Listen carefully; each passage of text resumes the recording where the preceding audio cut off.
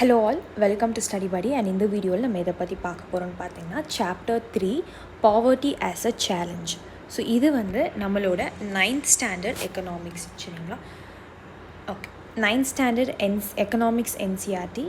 So இதுதான் வந்து 9th standard economics NCERT. இப்படி தான் இருக்கும் க்ரீன் கலரில். ஸோ நீங்கள் வந்து எக்கனாமிக்ஸ் ஸ்டார்ட் பண்ணுறீங்க, புதுசாக வந்து யூபிஎஸ்சிக்கு ஸ்டார்ட் பண்ணுறீங்க, you should start with 9th standard. அதுக்கு முன்னாடி இல்லை, 9th 10th 11th 12th இருக்குது. அதுக்கப்புறம் சங்கர் கணேஷ் புக் படிச்சுட்டு டெய்லி டெய்லியுமே வந்து கரண்ட் அஃபேர்ஸோட கனெக்டடாகவே இருக்கணும். Apart from that previous year UPSC question solve பண்ணிங்கன்னா இன்கேஸ் ஒரு 15 கொஷின்ஸ் கேட்குறாங்கன்னா மினிமம் உங்களால் 12 கொஷின்ஸ் அது யூபிஎஸ்சி ப்ரிலிம்ஸில் ஆன்சர் பண்ண முடியும். லாஸ்ட் இயர் வந்து கேட்டிருந்த கொஷின்ஸில் 8 to 9 கொஷின்ஸ் நம்மளோட ஸ்டடிபடி கோர்ஸ்லேருந்து தான் ரிஃப்ளெக்ட் ஆச்சு. அண்ட் எக்ஸாமுக்கு முன்னாடி 1 monthக்கு முன்னாடி I have kept some revision classes. Economics course join பண்ணவங்களுக்கு அது ஃப்ரீயாக கிடச்சிருந்தது ரிவிஷன் கிளாஸஸ். அண்ட் தனியாக ஜாயின் பண்ணுறவங்களுக்கு வந்து 200 to 300 பே பண்ணுற மாதிரி வந்துச்சு லாஸ்ட் இயர். அண்ட் இந்த வருஷமும் அதே மாதிரி தான் லான்ச் பண்ணுறேன். பண்ணிட்டேன். கிளாஸஸ் April 1 போயிட்டு தான் இருக்குது. ஸோ உங்களுக்கு அதை பற்றின டீட்டெயில்ஸ் தெரியும்னாலும் கேளுங்க. அண்ட் இந்த என்சிஆர்டியில் உங்களுக்கு ஜாயின் பண்ணணும் அப்படின்னாலும் இதோட காஸ்ட் வந்து 200 rupees மட்டும்தான். அண்ட் எக்கனாமிக்ஸ் என்சிஆர்டிஸ் வந்து வேறு என்னென்னலாம் போயிட்டுருக்குன்னா macro economics NCERT, Shankar Ganesh book ஃபுல்லாக, அண்ட் அதுக்கப்புறம் டெய்லி கரண்ட் அஃபேர்ஸ் போயிட்டுருக்கு. இப்போ அந்த கரண்ட் அஃபேர்ஸ் தான் April 1 லைவ் கிளாஸ் ஸ்டார்ட் பண்ணியிருக்கேன். ப்ரீவியஸ் இயர் கொஷின்ஸ் நம்ம சால்வ் பண்ணுறோம், புது கான்செப்ட்ஸ் வந்து நம்ம படிக்கிறோம், எப்படி ப்ரிலிம்ஸில் கொஷின்ஸ் ரிஃப்ளெக்ட் ஆகும், எப்படி டேக்கிள் பண்ணுறது, அந்த மாதிரி விஷயங்கள்லாம் சொல்லி கொடுத்துட்ருக்கேன். ப்ளஸ் ரிவிஷன் கிளாஸும் போயிட்டுருக்கு. ஸோ உங்களுக்கு இதோட கோர்ஸ் டீட்டெயில்ஸ் தெரியணும் அப்படின்னாலும் வாட்ஸ்அப் பண்ணி கேளுங்க. டெலிகிராம் பண்ணாதீங்க, வாட்ஸ்அப் பண்ணுங்கள். ஓகே, இப்போ நம்ம டாபிக்குள்ளே போயிடலாம். இப்போ வந்து ஆல்ரெடி 2 chapters முடிஞ்சிருச்சு. இதில் 3rd chapter தான் இது. பாவர்ட்டி பற்றி நம்ம டீல் பண்ண போகிறோம்.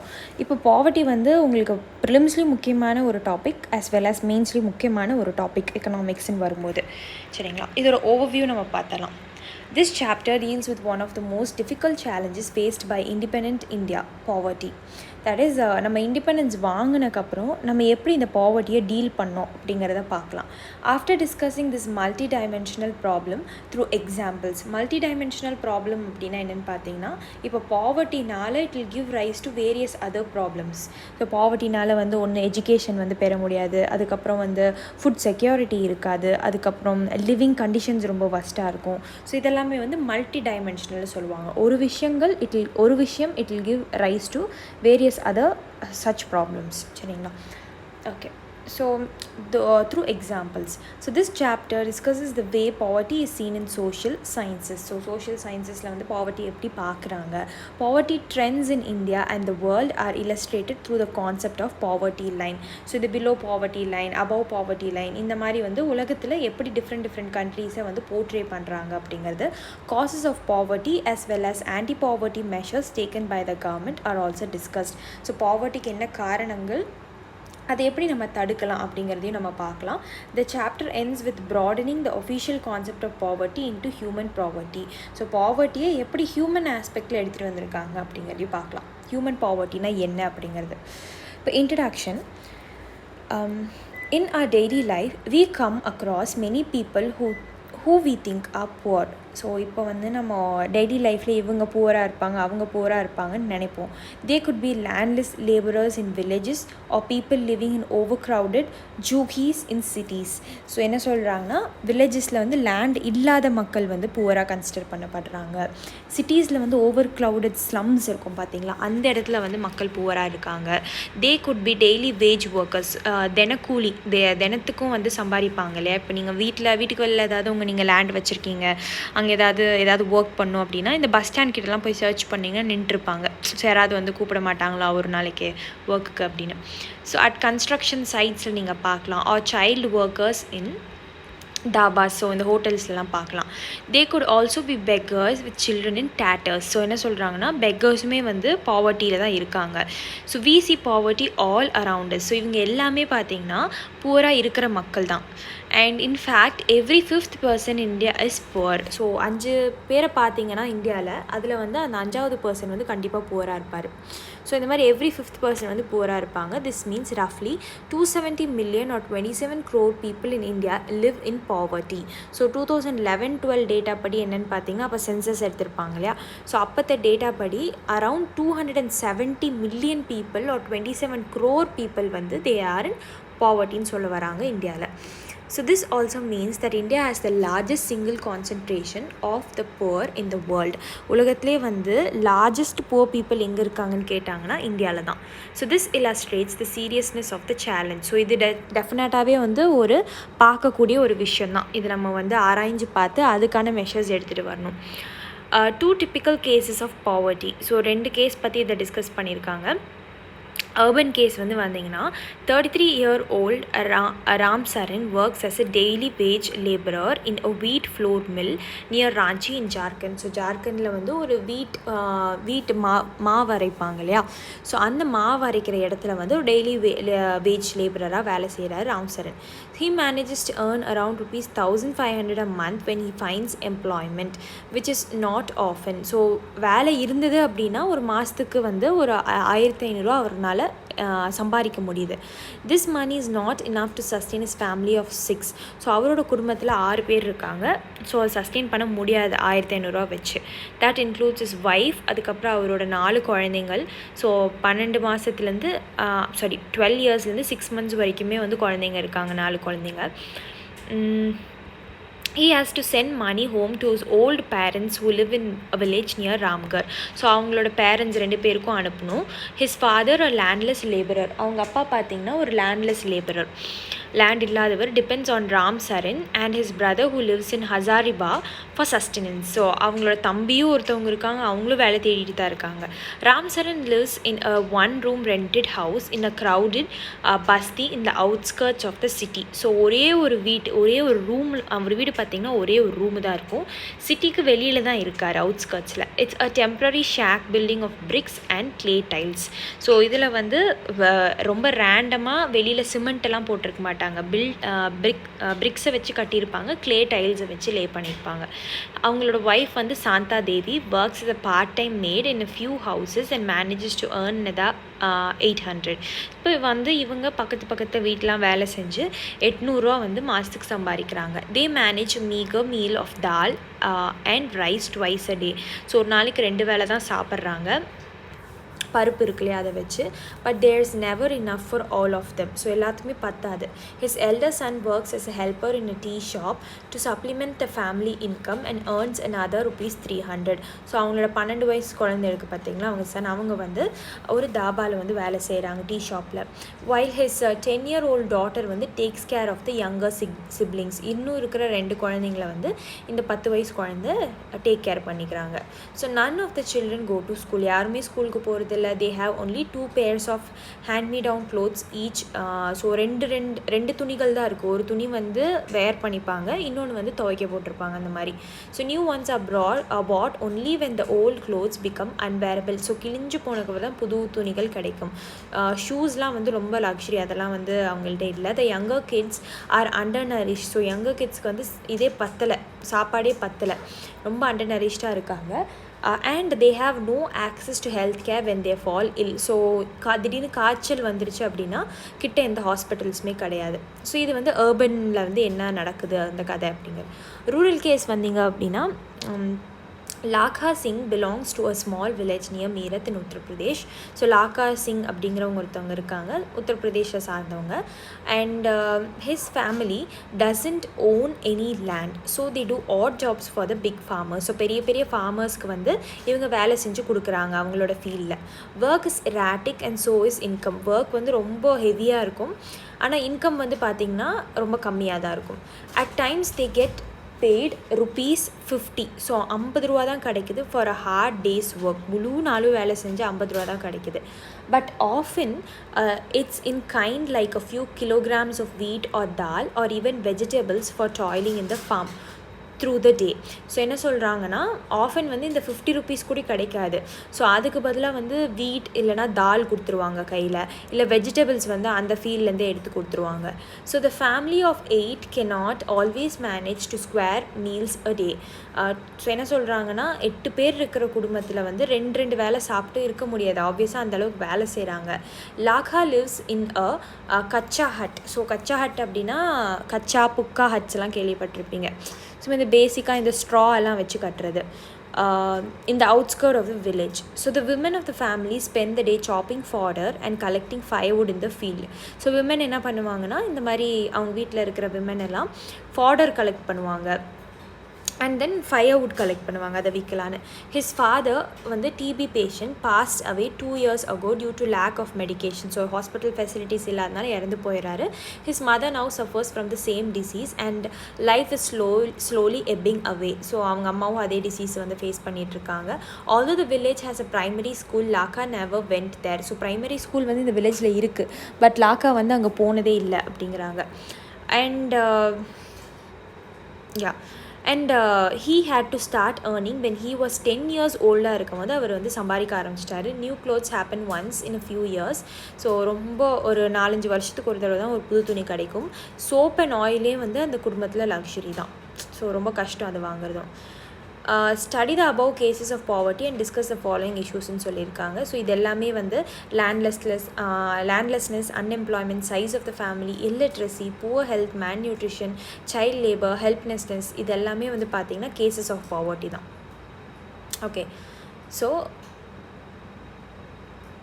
So these two typical cases illustrate many dimensions of poverty. இப்போ நம்ம வந்து ரூரல் ஏரியாலையும் பார்த்தோம், அர்பன் ஏரியாலையும் பார்த்தோம். ஸோ இந்த ரெண்டு கேசஸுமே வந்து பார்த்திங்கன்னா பாவர்ட்டி இண்டிகேட் பண்ணுது. They show that poverty means hunger and lack of shelter. So poverty அப்படிங்கிறது வந்து பசி. ஸோ ரெண்டு வேலை தான் கம்மியாக தான் சாப்பிட முடியுது, தால் மட்டும் தான் அவங்களால அஃபோர்ட் பண்ண முடியுது அப்படின்னா ஹங்கருக்கு லீட் ஆகும். லேக் ஆஃப் ஷெல்டர் அப்படின்னா 8 பேர் ஒரு வீட்டில் ஒரு வீடுனா ஒரு ரூமில் இருக்காங்க. ஸோ எந்த அளவுக்கு வந்து பேக்டாக இருப்பாங்கன்னு பாருங்கள். It also is a situation in which parents are not able to send their children to school, or a situation where sick people cannot afford treatment. So parents வந்து குழந்தைங்கள ஸ்கூலுக்கும் அனுப்ப முடியறதில்ல, அண்ட் அவங்களே சிக் ஆகிட்டாலும் அவங்களுக்கான மெடிக்கேஷன்ஸும் ப்ரொவைட் பண்ண முடியறதில்ல. Poverty also means lack of clean water and sanitation facilities. So டிசீஸ்லாம் வருது அப்படின்னா அது காரணங்கள் வந்து க்ளீன் வாட்டர் வந்து இல்லை, அதுக்கப்புறம் சானிடேஷன் ஃபெசிலிட்டிஸ்லாம் அந்த இடத்துல ஒழுங்காக இல்லை, ஸோ கிளென்லினஸ் இல்லை அப்படிங்கிறது அர்த்தம். So it also means lack of a regular job at a minimum decent level. So ஒழுங்கான வேலை இல்லை, வேலை தேடி அலைய வேண்டியதாக இருக்குது.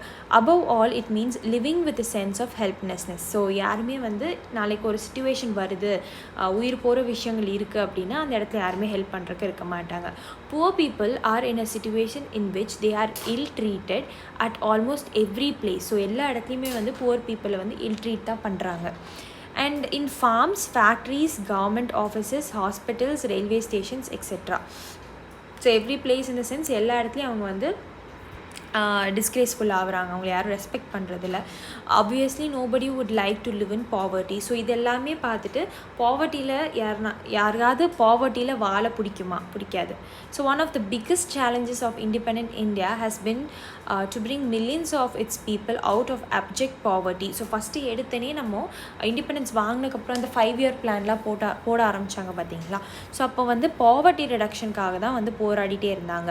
Mahatma Gandhi always insisted that India would be truly independent only when the poorest of its people become free of human suffering. So Mahatma Gandhi என்ன சொல்லியிருக்காருன்னா, இந்தியா வந்து எப்போ ட்ரூவாக இண்டிபெண்ட் ஆகும், ஸோ இப்போ வாங்கியிருக்கிறது இண்டிபெண்டன்ஸே கிடையாது, எப்போ ட்ரூவாக அது இண்டிபெண்ட் ஆகுதுன்னா ரொம்ப poorest of the poor people வந்து அந்த பாவர்ட்டிலேருந்து வெளியில் வந்து அந்த ஹியூமன் சஃபரிங்லேருந்து அவங்க வெளியில் வரும்போது மட்டும்தான் நம்ம நிஜமாலுமே இண்டிபெண்டன்ஸ் வாங்கினதுக்கு அர்த்தம் அப்படிங்கிறாங்க.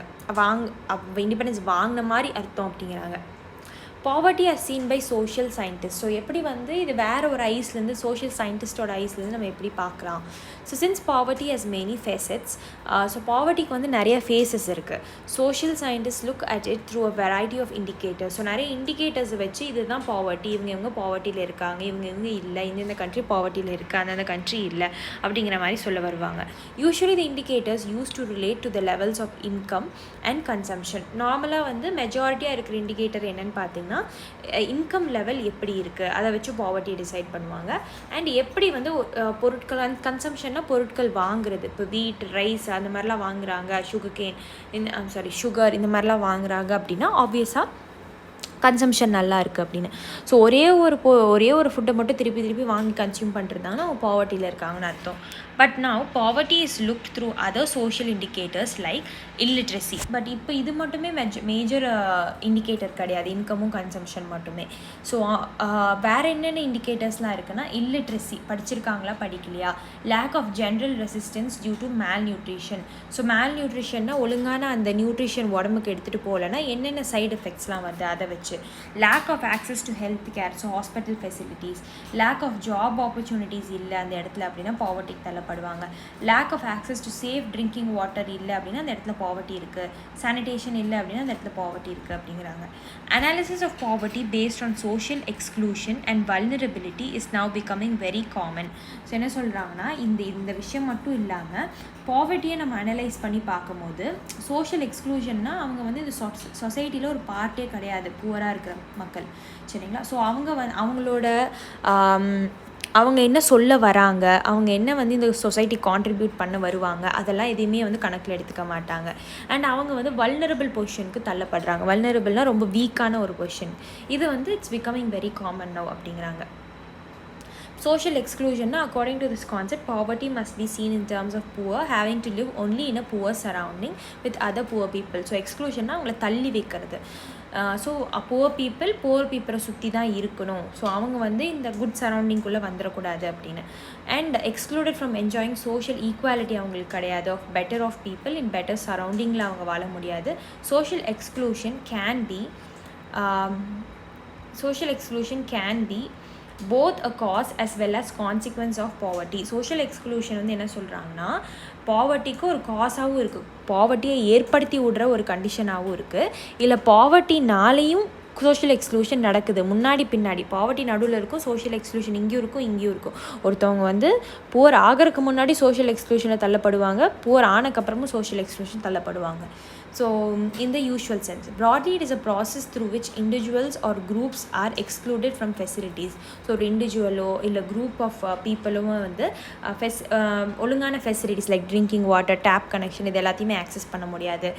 அதோட பெனிஃபிட்ஸ் அவங்களுக்கு கிடைக்காது. இப்போ ஆப்பர்ச்சுனிட்டிஸ் அவங்களுக்கு கிடைக்காது, like better jobs, better living conditions, இது எல்லாமே அவங்களால என்ஜாய் பண்ண முடியாது. A typical example is the working of the caste system in India, in which people belonging to certain caste are excluded from social equal opportunities. So caste based சிஸ்டமே வந்து பார்த்திங்கன்னா social எக்ஸ்க்ளூஷனுக்கு one of the example. So different types of castes இருக்குது இந்தியாவில். So அதில் வந்து சில cost சேர்ந்தவங்க சில காஸ்ட் மக்கள் கூட சேரக்கூடாது, ஸோ அவங்கள வந்து ஒதுக்கி வைக்கணும் அப்படிங்கிறதுலாம் வந்து ஒதுக்கி வச்சுட்டு இருந்தாங்க. ஸோ அந்த மாதிரி அவங்க வந்து ஈக்குவல் ஆப்பர்ச்சுனிட்டிஸை என்ஜாய் பண்ண முடியாது. Social exclusion thus may lead to but can cause more damage than having a very low income. So social எக்ஸ்க்ளூஷனால் என்ன நடக்கும் அப்படின்னு பார்த்தீங்கன்னா, அவங்களோட லிவிங் கண்டிஷன்ஸும் ரொம்ப மோசமாக இருக்கும், அண்ட் இன்கமும் வந்து அவங்களால ஜென்ரேட் பண்ணவே முடியாது, அதே லெவலில் தான் இருப்பாங்க. Next, coming to vulnerability. Vulnerability to poverty is a measure. Vulnerability na enna poverty kuda neenga compare பண்ணும்போது it's a measure which describes the greater probability of certain communities, say members of a backward caste or individuals such as widow or physically handicapped person of becoming or remaining poor in the coming years. So என்ன சொல்ல வராங்கன்னா, vulnerability அப்படின்னா வீக்னஸை describe பண்ணும்.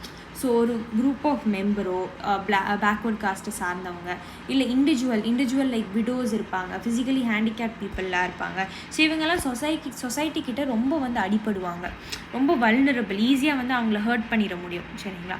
Of becoming or remaining poor in the coming years. So அடுத்தடுத்த இயர்ஸில் வந்து பார்த்திங்கன்னா அவங்களுக்கு வந்து ஃப்யூச்சர் அப்படிங்கிறப்போ வந்து ஒரு கேள்விக்குறியாக தான் இருக்கும். So vulnerability is determined by the options available to different communities for finding an alternative living in terms of assets, education, health and job opportunities. So vulnerability அப்படின்னா என்னென்னு பார்த்தீங்கன்னா is determine by the options. அவங்களுக்கு ஃப்யூச்சரில் என்னென்ன options இருக்குது, like alternative லிவிங்க்கு ஏதாவது இருக்கா, அவங்களுக்கு அசெட்ஸ் இருக்கா, எஜுகேஷன் அவங்க கையில் இருக்கா, அவங்க நல்லா ஹெல்த்தியாக இருக்காங்களா, இல்லை அவங்க கையில் ஏதாவது ஜாப் ஆப்பர்ச்சுனிட்டிஸ் இருக்கா, இதெல்லாம் நல்லா இருந்தது அப்படின்னா அவங்க வல்னரபிளாக இருக்க மாட்டாங்க. ஸோ இதில் ஏதாவது அடிபட்டது அப்படின்னா அவங்க வல்னரபிலிட்டிக்கு தள்ளப்படுவாங்க. So further it is analyzed on the basis of the greater risks bear these groups face at the time of natural disaster. So இப்போ நேச்சுரல் டிசாஸ்டர் ஏதாவது வருது, earthquake, சுனாமி, டெரரிசம்லாம் வருதுன்னா ஃபஸ்ட்டு இவங்க தான் வந்து அடிப்படுவாங்க. Additional analysis is made of their social and economic ability to handle these risks. So இது மட்டும் இல்லாமல் அவங்க இந்த ரிஸ்க்ஸை ஹேண்டில் பண்ண முடியுமா அப்படின்னு அனலைஸ் பண்ணி பார்க்குறாங்க. In fact vulnerability describes a greater probability of being more adversely affected than other people when bad time comes for everybody, whether a flood or an earthquake or simply a fall in the availability of jobs. So vulnerable people அப்படிங்கிறவங்க யாருன்னு பார்த்தீங்கன்னா, ஏதாவது பிரச்சனை வருதுன்னா first இவங்க தான் affect ஆவாங்க. சரிங்களா? பீட் எனிதிங், ஒரு earthquake வருதோ இவங்க தான் அஃபெக்ட் ஆவாங்க ஃபஸ்ட்டு. காசு இருக்காததுக்கப்புறம் ஃப்ளட் வருதோ இவங்க தான் அஃபெக்ட் ஆவாங்க. ஜாப் அவைலபிலிட்டியாக இருக்கட்டும் இவங்க தான் அஃபெக்ட் ஆவாங்க. இப்போ தான் நம்ம மெயின் கான்செப்ட் வர போகிறோம். பாவர்ட்டி லைன்னா என்ன? இந்த பாவர்ட்டி லைனை வச்சு தான் மெஜாரிட்டி ஆஃப் த கண்ட்ரீஸ் வந்து மக்கள் யார் பாவர்ட்டி லைன் கீழே இருக்கா, யார் மேலே இருக்கா அப்படிங்கிறதையும் வந்து இது பண்ணுவாங்க, கணிப்பாங்க. At the center of the discussion on poverty is usually the concept of poverty line. So poverty line அப்படிங்கிறது ரொம்ப முக்கியம் ஒரு பாவர்ட்டியை டிஸ்கிரைப் பண்ணுறதுக்கு. A common method used to measure poverty is based on income. நம்ம இதை ஆல்ரெடி பார்த்தோம். ஒரு இன்கம்மை வச்சு இவங்க பாவர்ட்டியில் இருக்காங்க. ஆர் கன்சம்ஷன் லெவல்னால் இந்த இன்கம் மூலிமா இப்போ ஒரு 100 ரூபா நீங்கள் ஏர்ன் பண்ணுறீங்கன்னா அந்த 100 ரூபாயில் வந்து அதுக்கேற்ற மாதிரி தான் நீங்கள் செலவு பண்ணுவீங்க, கன்சியூம் பண்ணுவீங்க, பொருட்கள் வாங்குவீங்க. 50 ரூபா இருந்தது அப்படின்னா நீங்கள் 20 ரூபா தான் செலவு பண்ணுவீங்க. 100 ரூபா இருந்ததுன்னா நீங்கள் 50 ரூபா டு 70 ரூபா வரைக்கும் செலவு பண்ணலாம், சில காசை வந்து ஹெல்த்துக்காக எடுத்து வச்சுட்டு. ஸோ இந்த மாதிரி தான் வந்து இன்கமும் கன்சம்ஷன் லெவலையும் வச்சு ஒரு பாவர்ட்டியில் இருக்காங்களா இல்லையா அப்படிங்கிறத டிசைட் பண்ணுவாங்க. A person is considered poor if his R her income or consumption level falls below a given minimum level necessary to fulfill the basic needs. So basic needs அப்படிங்கிறப்போ இந்த இடத்துல ஃபுட், அதுக்கப்புறம் க்ளோதிங், ஷெல்டர், இதெல்லாமே basic needs. So இந்த பேசிக் நீட்ஸை வந்து அவங்களால consume பண்ண முடியல, ஸோ இதையே வந்து அவங்களால பண்ண முடியல, அந்த மினிமம் பேர் லெவலே வந்து அவங்களால அவங்க இன்கம்மை வச்சு இல்லை கன்சம்ஷன் லெவல் வச்சு சஸ்டெயின் பண்ண முடியல அப்படின்னா அவங்க வந்து பாவர்ட்டியில் இருக்காங்க. ஸோ அவங்க புவர் அப்படிங்கிறத வந்து சொல்லுவாங்க. What is necessary to satisfy the basic needs is different at different times and in different countries. So என்ன சொல்கிறாங்க, இந்த பேசிக் நீட்ஸ் வந்து எல்லா கண்ட்ரிலையுமே வந்து ஒரே மாதிரி இருக்காது. ஸோ இப்போ டெவலப்பிங் கண்ட்ரியில் ஒரு விதமான பேசிக் நீட்ஸ் இவ்வளோ தான் காசு செலவு பண்ணணுன்னு இருக்கும். டெவலப்ட் கண்ட்ரீஸில் அந்த பேசிக் நீட்ஸோட காஸ்ட் கொஞ்சம் அதிகமாக இருக்கும். ஸோ அதுக்கான அங்கே வந்து பேமெண்ட் இருக்கும். ஸோ இங்கே வந்து பேசிக் நீட்ஸ் தகுந்த மாதிரி தான் பேமெண்ட் இங்கே இந்தியாவில் இருக்கும். ஸோ அந்த மாதிரி டிஃப்ரெண்ட் கண்ட்ரீஸ் டிஃப்ரெண்ட் டைம்ஸில் வந்து இப்போது ஒரு 40-50 வருஷத்துக்கு முன்னாடி 100 ரூபாவோட வேல்யூ வந்து இப்போ இருக்கிற வேல்யூ கிடையாது. இப்போ 100 ரூபாங்கிறது வந்து சாதாரணம். 40-50 வருஷத்துக்கு முன்னாடி 100 ரூபாங்கிறது ரொம்ப பெருசு, அதை லட்சம் மாதிரி பார்ப்பாங்க. ஸோ அது மாதிரி தான். ஸோ டிஃப்ரெண்ட் டைம்ஸ் டிஃப்ரெண்ட் கண்ட்ரீஸில் வந்து அது வேறு அந்த சாட்டிஸ்ஃபேக்ஷன் லெவல், அந்த பேசிக் நீட்ஸ் அப்படிங்கிறது மாறிட்டே இருக்கும். So therefore poverty line may vary with time and place. So poverty லைனுங்கிறது ஒரே மாதிரி கிடையாது எல்லா இடத்துலையும். டிஃப்ரெண்ட் டைம் ஜோன்ஸில் வந்து வேரி ஆகும். 50 வருஷத்துக்கு முன்னாடி, 50 வருஷத்துக்கு அப்புறம் அப்படின்னு. அண்ட் டிஃப்ரெண்ட் பிளேஸஸில் அந்த கண்ட்ரி இந்த கண்ட்ரி அப்படின்னு மாறும். Each country uses an imaginary line that is considered appropriate for its existing level of development. So ஒரு கண்ட்ரியுமே வந்து ஒரு இமேஜினரி லைன் வச்சுருப்பாங்க. இப்போ எப்படி வந்து ஏர்த்தில் வந்து நடுவில் ஈக்குவேட்டர் 0 டிகிரின்னு ஒரு இமேஜினரி லைன் வச்சுருக்கோம், that separates the earth into half and half. So அந்த மாதிரி டிஃப்ரெண்ட் கண்ட்ரி வந்து இமேஜின் லைன் ஒன்று வச்சுருப்பாங்க, மேலே இருக்கிறவங்க அது கீழே இருக்கிறவங்க அப்படின்னு சொல்லி. ஸோ அவங்களோட எக்ஸிஸ்டிங் லெவல் ஆஃப் டெவலப்மெண்ட் எப்படி இருக்குது and accepted minimum social norms. So social norms இதுதான் வந்து ஒரு பாவர்ட்டியை டிஸ்கிரைப் பண்ணுற நார்ம் அப்படிங்கிற மாதிரி ஒரு நடுவில் ஒரு லைன் வச்சுருப்பாங்க. ஸோ அந்த இமேஜின் லைனை வச்சு தான் மேலே கீழே அப்படின்னு. For example, a person not having a car in United States may be considered poor. So car இருந்தால் தான் அவங்க வந்து புவர் இல்லை அப்படின்னு அர்த்தம். So in India, owning of a car is still considered a luxury. in இந்தியாவில் பார்த்திங்கன்னா காருங்கிறது வந்து லக்ஸுரி ஐட்டம். ஸோ அது லட்சக்கணக்கில் போட்டு வாங்கினா லக்ஸுரி அது. While determining the poverty line in India, a minimum level of food requirement. So poverty லைனை வந்து இந்தியாவில் நம்ம டிட்டர்மைன் பண்ணுறோம் அப்படின்னா minimum level of food requirement வந்து பார்ப்பாங்க. ஃபுட் ரிக்குவயர்மெண்ட் இந்த சென்ஸ் வந்து இவ்வளோ சாப்பாடு கன்சியூம் பண்ணுறாங்களா, க்ளோதிங், ஃபுட்வேர், ஃபியூவல், லைட், அதுக்கப்புறம் எஜுகேஷன், மெடிக்கல் ரிக்குவயர்மெண்ட், இது எல்லாமே வந்து இந்த மினிமம் லெவலுக்குள்ளே வரும். சரிங்களா? இதை வச்சு தான் வந்து பாவர்ட்டி லைனுக்குள்ளே இருக்காங்களா வெளியில் இருக்காங்களா அப்படின்னு கன்சிடர் பண்ணுவாங்க. So are determine for subsistence. So வாழணும், சப்சிஸ்டன்ஸ் அப்படின்னா வாழ்கிறதுக்கு இதெல்லாமே வந்து முக்கியமான விஷயங்கள். So these physical quantities are multiplied by their prices in rupees. So இந்த ஃபிசிக்கல் குவான்டிட்டிஸ் எல்லாமே இப்போ எஜுகேஷனுக்கு வந்து இவ்வளோ செலவாகும், 1000 ரூபா செலவாகும், மெடிக்கல் ரிக்குவயர்மெண்ட்டுக்கு வந்து ஒரு 3000 செலவாகுது. இது எல்லாமே வந்து ருப்பீஸில் மல்டிப்ளை பண்ணிவிட்டு அதை வந்து அந்த இமேஜினரி லைனில் ஃபிக்ஸ் பண்ணிடுவாங்க ஒரு கண்ட்ரியும். And the present formula for food requirement while estimating the poverty line is based on the desired calorie requirement. So இப்போ இந்த ஃபுட்டுன்னு நம்ம இங்கே பார்த்தோம் இல்லையா, ஃபுட் ரிக்குவயர்மெண்ட். இந்த ஃபுட் ரிக்குவயர்மெண்ட் வந்து எப்படி வந்து கால்குலேட் பண்ணுவாங்க அப்படின்னா கேலரிஸில் இவ்வளோ ஃபுட் வாங்குறாங்கன்னா அந்த ஃபுட்டில் வந்து இவ்வளோ கேலரிஸ் இருக்கும், ஸோ அவங்க அவ்வளோ வந்து இன்டேக் பண்ணுவாங்க அப்படின்னு. So calorie requirement, food items such as இப்போ cereals, pulses, vegetable, milk, oil, sugar, etc. together provide these needed calories. So இதெல்லாமே வந்து பேசிக் ஃபுட், இதெல்லாமே வந்து கேலரிஸை ப்ரொவைட் பண்ணுற food. So the calorie needs vary depending on age. So இந்த calories வந்து எல்லாமே ஒரே மாதிரி எடுத்துக்க முடியாது. ஸோ ஏஜை பொறுத்து மாறும். சின்ன குழந்தைங்களுக்கு கேலரி கம்மியாக போதும், செக்ஸ் பொறுத்து மாறும். மேல் ஃபீமேல் வந்து அவங்க மேலுக்கு வந்து அதிகமான கேலரிஸ் தேவைப்படும். அந்த type of work that a person does. இப்போ ஒர்க் வந்து அதிகம் பண்ணுறாங்கன்னா அதிகமான கேலரிஸ் அவங்க எடுத்துக்கணும், ஏன்னா அதிகமாக ட்ரெயின் ஆகிடும். The accepted average calorie requirement in India is 2400 calories per person per day in rural areas. So rural ஏரியாஸில் பார்த்திங்கன்னா ஃபார்மில் வேலை செய்வாங்க, அதிகமான கேலரிஸ் வந்து செலவு பண்ணுற மாதிரி இருக்கும், through out the day work பண்ணிகிட்டே இருக்கிற மாதிரி இருக்கும். ஸோ அங்கே வந்து 2400 கேலரிஸ் ஒரு நாளைக்கு எடுத்துக்கிற மாதிரி இருக்கும். அதே வந்து பார்த்திங்கன்னா அர்பன் ஏரியாஸில் 2100 கேலரிஸ் வந்து மினிமமாக எடுத்துக்கணும். Since people living in rural areas engage themselves in more physical work, calorie requirements in rural areas are considered to be higher than urban areas. So the monetary expenditure per capita needed for buying these calorie requirements in terms of food, grains, etc. is revised periodically, taking into consideration the rise in prices. So என்ன சொல்கிறாங்கன்னா, அந்த imaginary லைன்னு ஒன்று இருக்குது இல்லையா, below poverty line, above poverty line determine பண்ணுறது. So அதுக்கு food requirement வந்து கேலரிஸில் இருக்கும். ஸோ இந்த கேலரிஸ் வந்து எல்லா நேரத்துலையும் ஒரே மாதிரி அதோட ரேட் இருக்காது. ஸோ அந்த ரேட் மாற இப்போ இந்த கேலரி வந்து பார்த்திங்கன்னா 100 கேலரிஸ் இன்டூ 50 ருபீஸ் அப்படின்னா அது ஒரு பீரியடாக இருக்கும். இதே 100 கேலரிஸ் வந்து அடுத்த 100 ருபீஸாக மாறும். ஸோ அதை வந்து டைம் டு டைம் மாற்றிக்கிட்டே இருக்கும்போது ரிவைஸ் பண்ணிகிட்டே இருப்பாங்க ரேட்ஸையும். So on the basis of these calculations for the year 2011-2012, the poverty line for a person was fixed at rupees 816 per month for rural areas and 1000 for urban area. So இப்போ வந்து ஒரு மாதத்துக்கு 816 rupees வந்து rural ஏரியாவில் சம்பாதிச்சாங்க அப்படின்னா okay, அவங்க poverty லைனுக்கு மேலே இருக்காங்க. அதே அது கீழே சம்பாதிச்சாங்கன்னா அவங்க பாவர்ட்டிக்கு தள்ளப்பட்டாங்கன்னு அர்த்தம். அதே அர்பன் ஏரியாவில் வந்து 1000 ரூபா வந்து இமேஜினரி லைன் வச்சுருக்காங்க. ஸோ இப்போ வந்து இது டெஃபினட்டாக இன்க்ரீஸ் ஆகிருக்கும், ஏன்னா இப்போ வந்து ஒரு நாளுக்கும் வந்து ப்ராடக்டோட ப்ரைஸஸில் இன்க்ரீஸ் ஆகிட்டு நம்ம இன்ஃப்ளேஷனில் இருக்கோம், ஒன்றுமே பண்ண முடியாது. ஸோ இப்போ வந்து அதிகமாக டெஃபினட்டாக இது இன்க்ரீஸ் ஆகிருக்கும். இது நீங்கள் கூகுள் பண்ணி கமெண்ட் பாக்ஸில் கொடுங்க, இப்போ வந்து பாவர்ட்டி லைனில் வந்து ரூரல் ஏரியாவுக்கும் அர்பன் ஏரியாவுக்கும் எந்த அமௌண்ட் ஃபிக்ஸ் பண்ணியிருக்காங்க அப்படின்னு. Despite less calorie requirement, the higher amount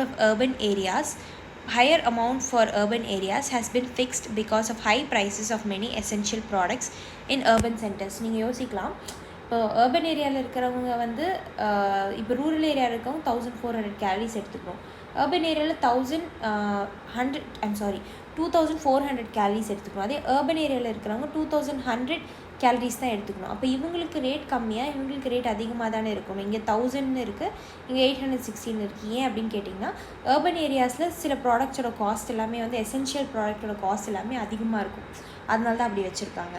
So in this way, the year 2011-12, a family of 5 members living in rural areas and earning less than about 4080 per month will be below the poverty line. So என்ன சொல்கிறாங்கன்னா, 5 members இருக்காங்க ஒரு வீட்டில், rural ஏரியாவில் இருக்காங்க. So அவங்களோட monthly salary வந்து 4080 கிட்டே இருக்குது அப்படின்னா அவங்க பாவர்ட்டி லைன் கீழே இருக்காங்க, பிபிஎல் பிலோ பாவர்ட்டி லைனில் இருக்காங்க அப்படின்னு வந்து சொல்கிறாங்க.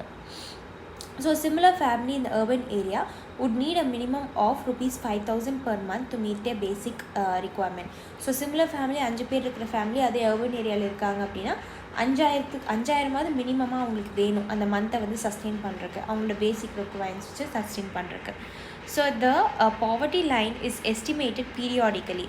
So every 5 years, normally every 5 years வந்து இந்த poverty line பீரியாடிக்கலாக மாற்றிக்கிட்டே இருப்பாங்க.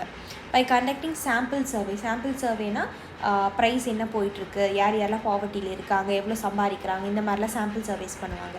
So these surveys are carried out by NSSO அப்படிங்கிறது ரொம்ப முக்கியமான ஒரு body, National Sample Survey Organisation சொல்லுவாங்க.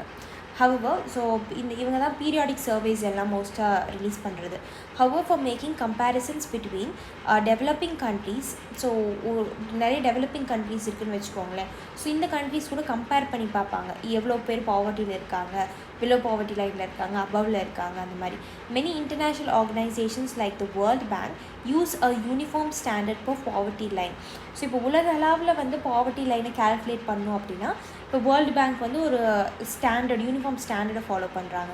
Minimum availability of equivalent of 1.90 per person per day. So என்ன சொல்கிறாங்கன்னா, $1.90 வந்து பர் பர்சன் வந்து ஒரு நாளைக்கு சம்பாதிச்சாரு அப்படின்னா அவங்க வந்து பாவர்ட்டி லைனுக்கு மேலே தான் இருக்காங்க அப்படின்னு அர்த்தம் அப்படின்னு சொல்லியிருக்காங்க. லைக் உலக அளவில் வந்து கம்பேர் பண்ணி பார்க்குறக்கு. பாவர்ட்டி எஸ்டிமேட்ஸ், இப்போ வந்து பாவர்ட்டி எஸ்டிமேட்ஸ் வந்து எப்படி கால்குலேட் பண்ணுறாங்க அப்படிங்கிறது இருக்குது. ஸோ இந்த மாதிரி விஷயங்கள்லாம் நீங்கள் வந்து NCERTலேருந்து படிக்கும்போது இதெல்லாம் ஓல்டு டேட்டாஸ். ஸோ நீங்கள் நியூ டேட்டாஸ் எல்லாமே கரண்ட் அஃபேர்ஸ்லேருந்து அப்டேட் பண்ணிக்கணும். So it is clear from table 3.1 that there is a substantial decline in poverty ratios in India from about 45% in 1993-1994 to 37.2% 2004-05. So என்ன சொல்கிறாங்கன்னா 1993-1994 அண்ட் 2004-05 வந்து பாவர்ட்டி கம்பேர் பண்ணுறாங்க. அதில் அப்போ வந்து 45% ஆஃப் பீப்புள் பாவர்ட்டியில் இருந்திருக்காங்க. இப்போ 37.2 பீப்புள் வந்து percentage of people வந்து பாவர்ட்டியில் இருக்காங்க. The proportion of people below poverty line further came down to about 22% in 2011-12. So அது 2011-12 பாவர்ட்டி வந்து 22% கிட்ட வந்துருச்சு. So if the trend continues, people below poverty line may come down to less than 20% in the next few years. So இப்படியே இந்த trend continue ஆகிட்டே இருந்துச்சு அப்படின்னா next few இயர்ஸில் வந்து பிலோ பாவர்ட்டி லைனில் இருக்கிற பீப்புள் வந்து 20% மட்டும் தான் இருப்பாங்க. So although the percentage of people living under poverty declined in the earlier 2 decades, so என்ன சொல்கிறாங்க அப்படின்னா 1973 to 1993. ஸோ இங்கே இது வந்து 1993 to 1994. ஸோ இதுக்கு முன்னாடி இந்த 1973லேருந்து 1993 வரைக்கும் என்ன நடந்துச்சு அப்படின்னா, although the percentage of people living under poverty declined in the earlier 2 decades, the number of poor declined from so earlier டெக்கேட்ஸ்லேயும் வந்து அண்டர் பாவர்ட்டிலேருந்து டிக்ளைன் ஆகிட்டு தான் இருந்தாங்க. But number of poor people decline from 407 million. So 2004-05 407 million பாவர்ட்டியில் இருக்கிற people இருந்தாங்க. So அது வந்து 270 மில்லியன் ஆயிருக்கு 2011-12 with an average annual decline of 2.2% points during 2004-05 to 11-12. So என்ன சொல்கிறாங்கன்னா, வருஷத்துக்கு வந்து 2.2% மக்கள் வந்து பாவர்ட்டிலேருந்து கம்மியாகிட்டே வந்துகிட்டே இருக்காங்க டோட்டல் பாப்புலேஷன்லேருந்து, இந்த மாதிரி சொல்கிறாங்க. ஸோ இதுதான் வந்து இந்த ratio. So estimates of poverty in India. Tendulkar committee Tendulkar மெத்தடாலஜின்னு சொல்லுவாங்க. So it's a committee poverty வந்து எப்படி இருக்குது, அதை விட்டு மக்கள் எப்படி வர வைக்கலாம் வெளியில் அப்படிங்கிறது சஜஷன் கொடுத்த கமிட்டி அது. ஸோ இது 1993 to 4, 2004 to 5, 2009, 10, 11, 12. ஸோ இது ரூரல் ஏரியாவிலேருந்து பாவர்ட்டி ரேஷியோ, அது அர்பனில் இருந்தது the total poverty throughout the India. So number of the poor people, இது வந்து டோட்டல் பாப்புலேஷன் எடுத்து பார்த்தோம்னா இவ்வளோ பீப்புள் வந்து பாவர்ட்டியில் இருக்காங்க அப்படிங்கிறது சொல்லியிருக்காங்க. Okay, so vulnerable groups. So யார் இந்த வல்னரபிள் குரூப் அப்படின்னு பார்த்தீங்கன்னா, the proportion of people below poverty line is also not same for all social groups and economic categories in India. So இதில் பார்த்தீங்கன்னா பிலோ பாவர்ட்டி லைனில் இருக்கிற பீப்புள் வந்து ஒரே மாதிரி இருக்க மாட்டாங்க, ஒரே இடத்துல இருக்க மாட்டாங்க, ஒரே மாதிரி இருக்க மாட்டாங்க. ஸோ ஒரு இடத்துலையும் ஒரு விதமாக மக்கள் மாறிட்டே இருப்பாங்க இல்லையா. சில சோஷியல் குரூப்ஸில் மக்கள் பாவர்ட்டியாக இருக்கலாம், பாவர்ட்டிக்கு தள்ளப்பட்டிருக்கலாம், அதே சில பேர் அதிலே ரிச்சாக இருக்கலாம். சில கம்யூனிட்டிஸில் வந்து சில பேர் பாவர்ட்டிக்கு தள்ளப்பட்டிருக்கலாம், அதே கம்யூனிட்டியில் இருக்கிறவங்க ரிச்சாக இருக்கலாம். ஸோ அவங்களோட எக்கனாமிக் கேட்டகரி மாறிக்கிட்டே இருக்கும். And social groups which are most vulnerable to poverty. So யார் வந்து ரொம்ப வல்னரபிள், பாவர்ட்டிக்கு ஈஸியாக தள்ளப்படுவாங்கன்னா schedule caste, schedule tribe households தான். Similarly, Similarly, among the economic groups, economic group பார்த்தீங்கன்னா the most vulnerable group are the rural agricultural labor households இருக்காங்க பார்த்தீங்களா, அவங்க வந்து ரொம்ப vulnerable. And the urban casual labor household, so தினக்கூலி urban ஏரியாவில் இருக்கிறவங்க அண்ட் ரூரல் ஏரியா லேண்ட் இல்லாதவங்க, இவங்கெல்லாம் வந்து ரொம்ப vulnerable people. So graph 3.1 shows the percentage of poor people in all these groups. எவ்வளோ poor people இருக்காங்க இந்த குரூப்பில் அப்படின்றது காட்டியிருக்கு, நம்ம பார்ப்போம். Although the average for people below poverty line for all groups in India is 43 out of 100 people belonging to scheduled tribes are not able to meet their basic needs. So இப்போ 100 scheduled tribes இருக்காங்க அப்படின்னா அதில் 43 பேருக்கு வந்து அவங்களோட நீட்ஸை, basic needs like food, clothing, shelter இது எல்லாத்தையுமே பார்த்துக்க முடியறதில்ல. Next one, tribes are not able to meet their basic needs. Similarly, 34% of casual workers in urban areas are below poverty line. So casual workers வந்து 100 பேர் இருக்காங்க அப்படின்னா அதில் 34 பேர்னால அவங்களோட பேசிக் நீட்ஸை பார்த்துக்க முடியறதில்ல urban ஏரியாவில். About 34% of casual labor farm வந்து 34% இருக்குது in rural areas, and 29% of scheduled caste are also poor. So இவ்வளோ பர்சன்டேஜ் மக்கள் வந்து பூராக இருக்காங்க ஒரு எக்கனாமிக் கேட்டகரிலையும் அப்படின்னு சொல்லியிருக்காங்க. And the double disadvantage of being a landless casual wage labour household in the socially disadvantage social groups of the scheduled caste of the scheduled tribe population. இப்போ இந்த scheduled caste scheduled tribeலையும் வந்து கேஷுவலோ இல்லை land இல்லாத மக்களாக இருக்காங்கன்னா அவங்க வந்து ரொம்ப வல்னரபிளான பொசிஷனுக்கு தள்ளப்படுவாங்க. Highlights the seriousness of the problem. So இந்த ப்ராப்ளமோட சீரியஸ்னஸை வந்து இதை ஹைலைட் பண்ணி காட்டுது அப்படிங்கிறாங்க.